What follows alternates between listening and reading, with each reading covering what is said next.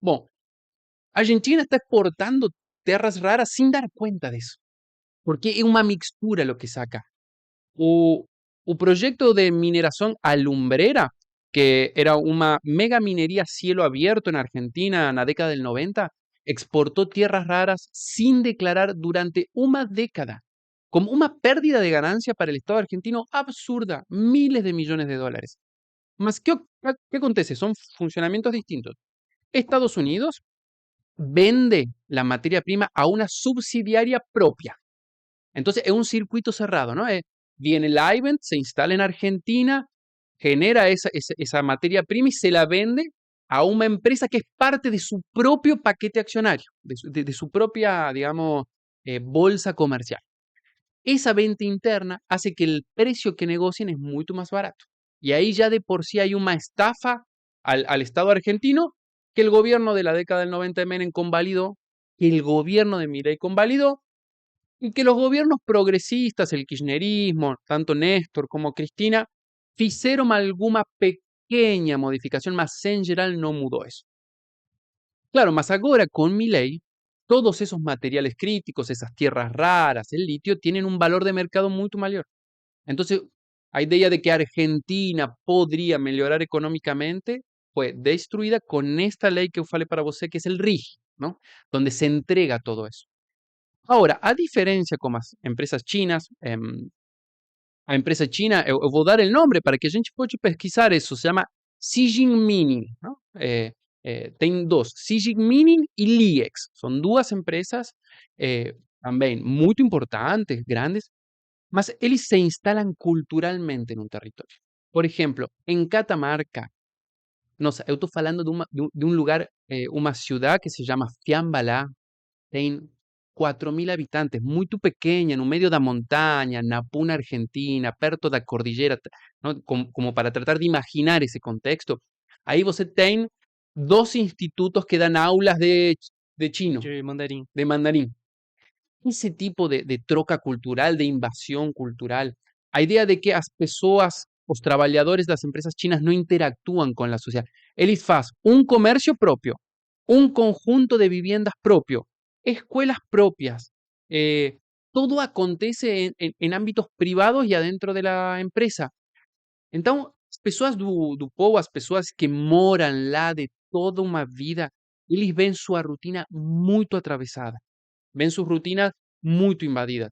Y eso genera mucho conflicto social. Muito. Em, por ejemplo, toda esta es una región cuya principal economía es turismo. Turismo. Eu vou invitar as pessoas a que olhem no internet termas de Fiambalá. As termas de Fiambalá es un lugar turístico muy famoso de esa región, lindo. Tem los salares, tem volcanes, un lugar muy lindo, siendo destruido. Las lagunas fican sin agua, los caminos fican destruidos, un turismo que era muy seguro en términos de transporte, ahora vira lleno de accidentes, porque tienen camiones, mucho camión da mineración, tiene un movimiento absurdo de transporte de personas, de obreros. Entonces, todo muda, muda radicalmente. Y ahí, claro, aparecen muchas confrontaciones en un pequeño povo, na grande economía, os gobernadores, prefeitos, directores do Estado que viran personas muy ricas, porque a cantidad de, a gente llama en Argentina de sobornos, né? Como a plata que va aí por fora da legalidad. Cantidad de millones que mueve la mineración. Es muy difícil comprender para personas cuya economía es un salario. Son números que uno comprendo, ¿no? O sea, una empresa de mineración de litio en Argentina faz por mes cientos de miles de millones de dólares. En un pueblo donde las personas viven con 1.000 reais por mes. Ese impacto genera una transformación radical de las costumbres. Aparecen los casinos, aparecen las drogas, aparece la prostitución, aparece un montón de prácticas sociales que van rompiendo el tejido social. Es muy interesante tratar de comprender esa dimensión porque en Argentina los pesquisadores falan de contaminación ambiental y contaminación social. Y la contaminación social es todo esta ruptura del tejido social, ¿no? Entonces, no es solo que se instala una minera, es una mudanza de la forma de vida local. Eso está aconteciendo. E é muito difícil escuchar algum político falar disso, não? Ni siquiera agora que tem a discussão no lei de geleiras, a lei de glaciares na Argentina, uma discussão muito importante. Ninguém fala da vida diária desses trabalhadores, né? Que vocês devem conhecer por a realidade de Minas Gerais, a realidade de grandes lugares, as grandes fazendas, pérdida de terra indígena, os seringueiros. É uma história muito trágica, de muito dor, onde pequenos povos, povos indígenas, povos campesinos, não têm grandes herramientas para fazer uma luta contra Xi Jinping, contra Build Your Dreams. Esa empresa que vocês têm aqui de carros elétricos, eu pesquisei muito essa empresa, mas nunca havia olhado uno de esos carros. La primera vez que vi uno así de frente fue aquí no Brasil, porque en Argentina eso no existe. Más, você vai a uma escola primária, uma escola donde tem meninos de 6, 7 años en Argentina, va a ingresar a escola y va a ver ahí en una pared un cartel que diga salvemos el planeta y una figurinha de un auto eléctrico. ¿No? Entonces, esa idea y esa instalación es terrible, es Sim. terrible. Tu citou, bom, talvez seja difícil então mapear o que foi pior até agora no governo do Milei, porque ele tá conseguindo fazer desde o primeiro momento, né? Porque também tem essa característica, ele começou muito precocemente, né? É. O governo prometeu grandes reformas e, de fato, um governo libertário, né? Como ele se colocava, e de Uhum, fato, desde o primeiro momento, ele tá fazendo valer essa palavra, digamos. É, Você citou pelo menos duas grandes mudanças, e aí tem a reforma laboral mais recente, a reforma trabalhista uhum. mais recente. No meio disso, ocorreu mais alguma grande reforma no sentido de modificação de algum elemento jurídico ou de seguridade do trabalho, ou essa Uhum. foi talvez a mais. Eu acho que, em términos de leis, é a mais importante, a reforma laboral. A ley base, que es esa ley de desregulación del Estado, tuvo un impacto muy grande, porque en Argentina você tem muchas personas que son trabajadores dependientes del Estado. Ese fue un recorte más grande. A gente falaba, cuando yo llegué aquí, da situación de CONICET, por ejemplo. Esos organismos nacionales fueron desmantelados, ¿no? Destruidos. O que se perdió fue autonomía de esas instituciones. Eso también es importante, porque, claro, las personas ficamos muito impactadas por a pérdida laboral econômica, por a pérdida de poder adquisitivo, por pérdida salarial. Mas, se uno quiser ter uma esperança, né? Você quando olha 50 anos de história, bom, tem momentos melhores, tem momentos piores, o salário baixa, o salário sube. Mas o que acontece agora, eu acho, é outra coisa, né? Porque essa ideia que eu falava da trocar a ideia de direitos por privilégios, o que faz é que muitas pessoas no van a luchar en el futuro por esas mejoras de salarios. Y eso nunca va a acontecer sozinho. A historia das luchas sociales o que enseña es que você tem periodos de muita luta, de organización, de as pessoas haciendo grandes greves, y ahí el salario se recompone, los derechos se conquistan, hay una extensión de derechos. A democracia siempre necesitó ser empujada por las clases sociales, por la lucha de clase, por la clase media, siempre precisó ser empujada. Mas se agora você construye uma ideia de governo, uma ideia de sociedade onde nenhuma pessoa tem que puxar por um direito, isso é uma mudança a largo prazo, uma mudança cultural. Então, eu acho que Milei, tal vez, é muito pronto para saber também, né? Eu não quero fazer uma grande tragédia porque as dinâmicas sociais hoje em dia mudam muito rápido, né? Isso também é certo. Mas eu sou professor, não? Na universidade, eu tenho uma aula com pessoas de 18 anos, 19 anos. eh, eu acho que uma das mudanças mais radicais da história recente da Argentina tem que ver muito com uma ideia que é, não sei se aqui no Brasil vocês têm algo parecido, a ideia de mobilidade social ascendente. Eu acho que essa foi uma ideia rectora do peronismo desde o 40 até aqui. A ideia de que se você trabalhava, você ia à universidade, você tinha um trabalho, você ahorrava plata, você guardava plata, en un periodo de tiempo, sea 5 años si era un buen gobierno, 10 años si era un mal gobierno, pues iba a conseguir mudar de clase, se iba a ascender.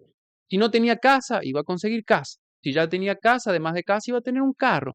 si tenía casa y carro, iba a poder ir de ferias, una mudanza mínima, no una gran mudanza, más a idea de que mejorar era una posibilidad para todo el mundo.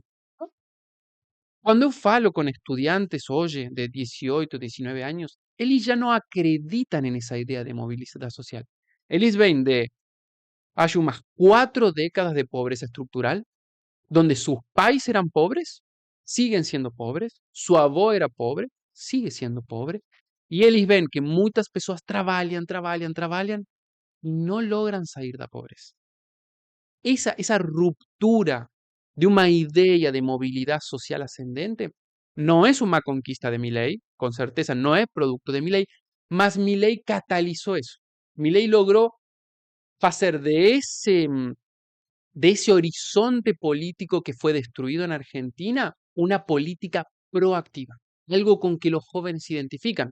Entonces, cuando eu falo para un estudiante de 18 años, você tem que venir a universidad, tem que estudiar, você vai hacer una carrera de 4 años, 5 años, va a egresar, va a tener un trabajo y su vida va a mejorar.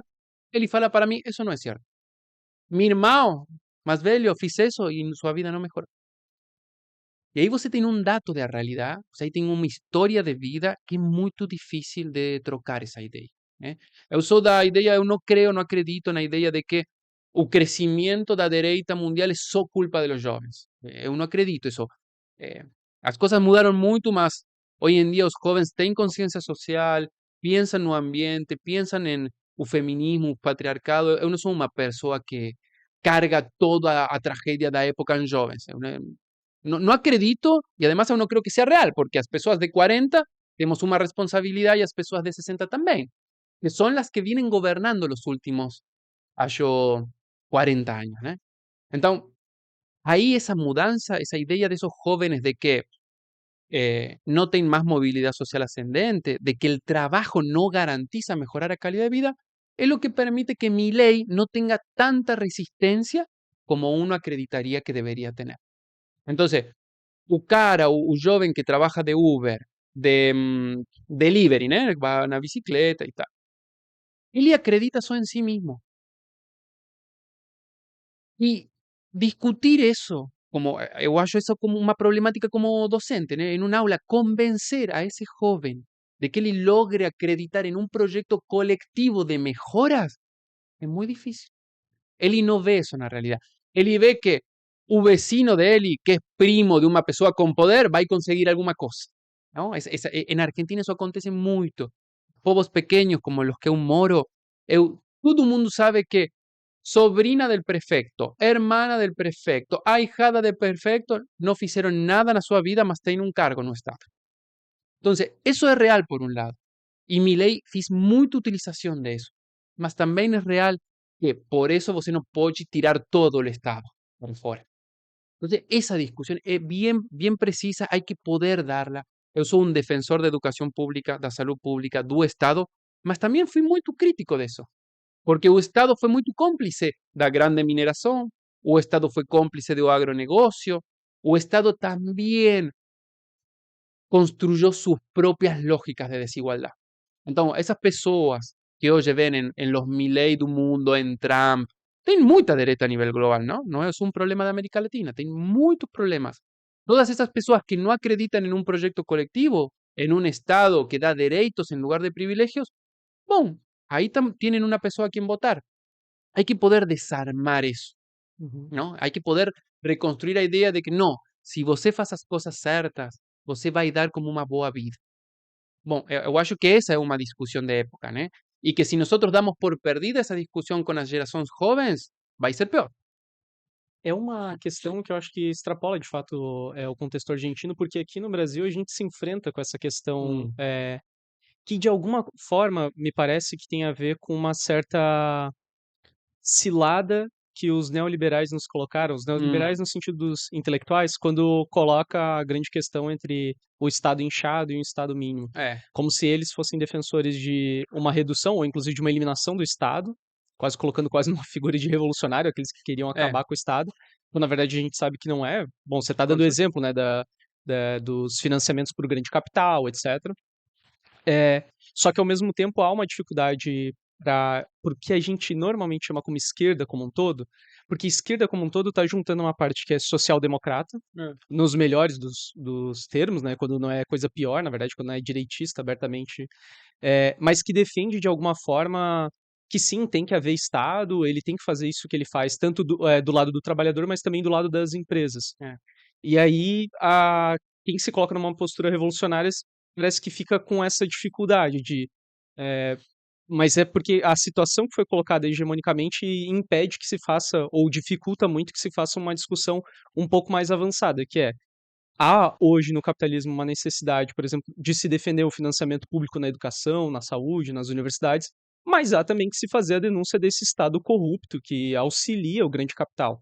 Mm. Você está dando exemplos na Argentina, mas aqui no Brasil também a gente poderia pegar o exemplo do plano Safra, que é o plano para o nosso agronegócio aqui, né? Mm.